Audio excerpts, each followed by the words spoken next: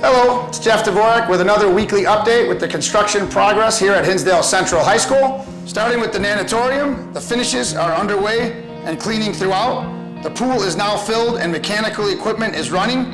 We are introducing chemicals into the pool. Final inspections have begun and will be completed early next week. We are also working on placing exterior sidewalks to get everything ready for the ribbon cutting next week. The bleacher progress continues on the stadium field.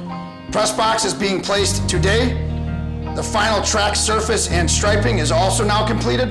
The new ticket booth roofing is being installed, and the final interior slab is also being installed. Varsity baseball underground plumbing is near completion, and concrete and masonry will begin next week for the backstop. The curb work is now completed throughout the parking lots, and finished paving is being installed today in the staff parking lot with striping to follow. The fine arts addition is progressing well with the structural block install and basement excavation underway. The student services addition exterior framing is near completion, and sheeting will begin next week as well as the roofing. We are completing underground piping and will pour the concrete for level 1 and 2 next week.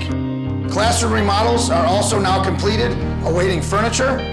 Science labs are also in the finished stages with the punch list being completed and final clean. The special ed flooring is installed, ceiling tiles are being placed, and we'll be cleaning up this space for turnover to the school next week. The bathroom remodels inside the school are also complete in the finished stages with plumbing trim being installed. I hope you enjoyed this weekly update, and until next time, have a great day.